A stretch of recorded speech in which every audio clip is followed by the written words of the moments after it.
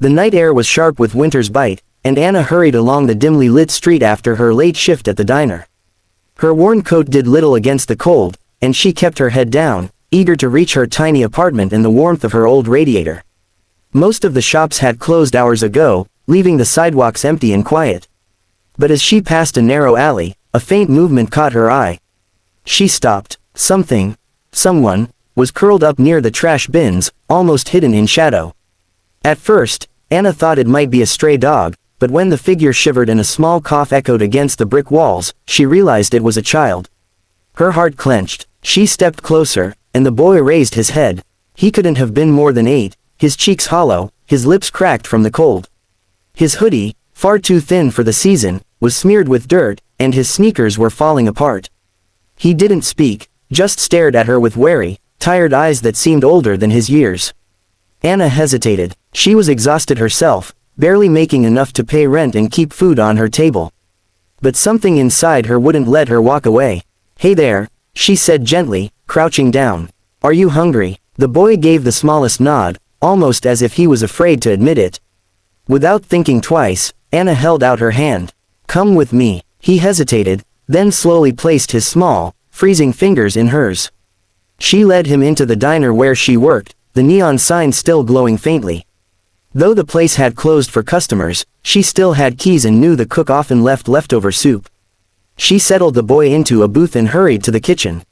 Moments later, she placed a steaming bowl of soup, a thick slice of bread, and a wedge of apple pie in front of him. The boy stared at the food as if he couldn't believe it was real. Then, with trembling hands, he began to eat, fast at first, shoving pieces into his mouth as though someone might take it away.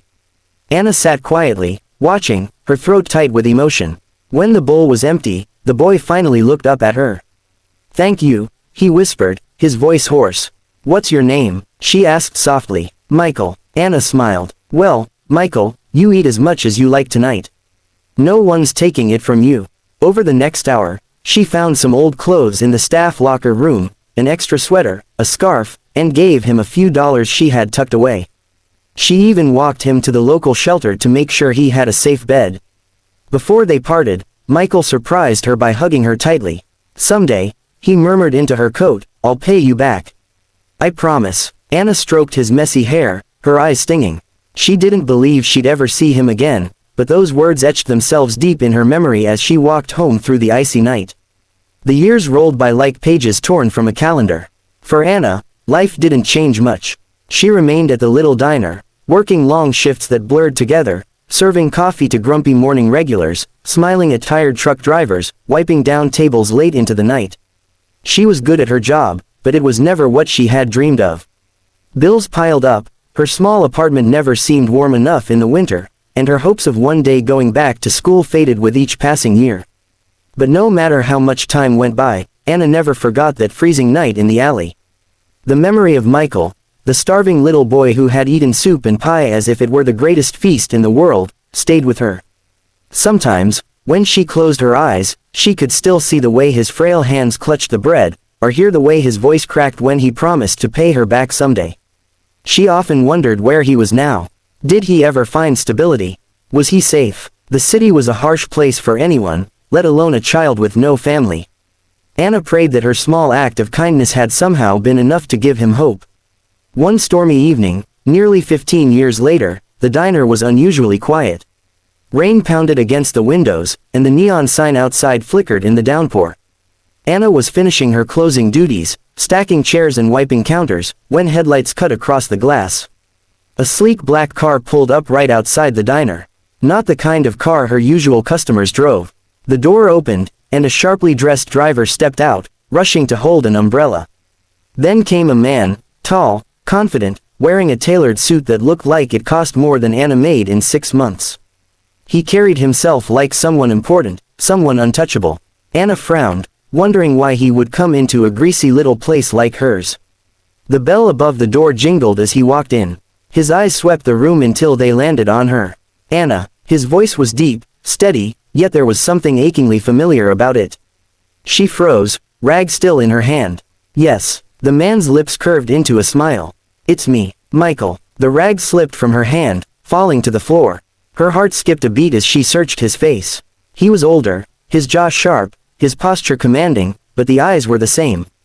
The eyes of the boy she had once found shivering in the alley.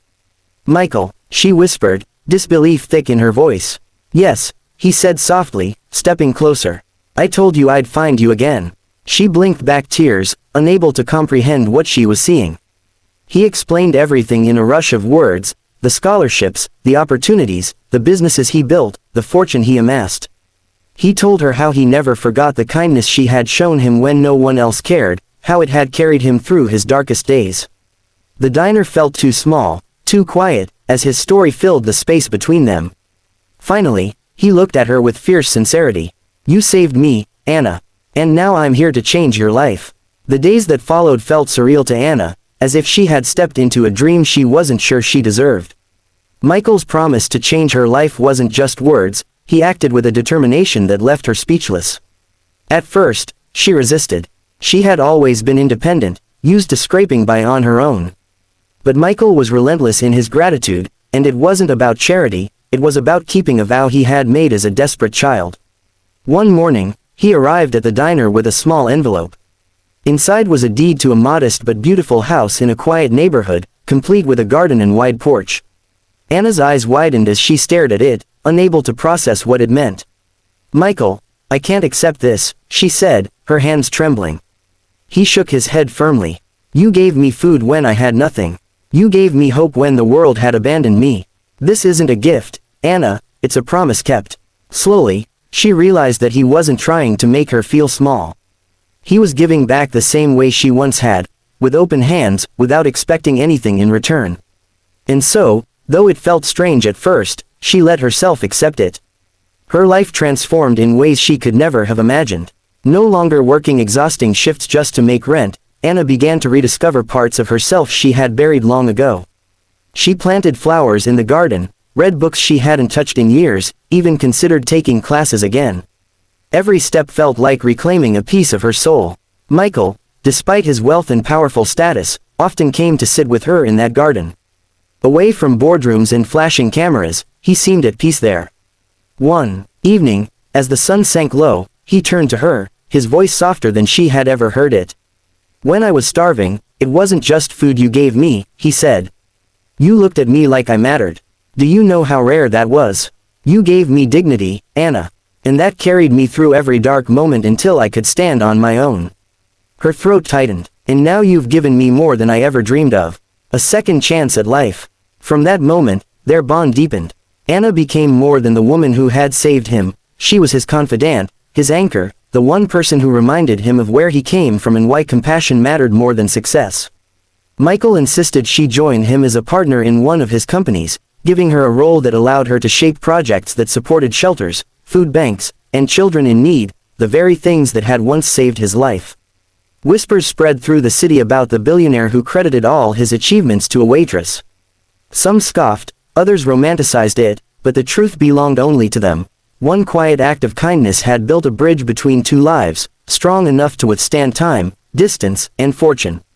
And on quiet nights, when Anna sat on her porch watching the stars, she often thought back to that frozen alley years ago. A starving boy had once promised he would repay her someday. Neither of them could have known then that promise would grow into a bond unbreakable, a story of gratitude, love, and the power of kindness that changed both their lives forever.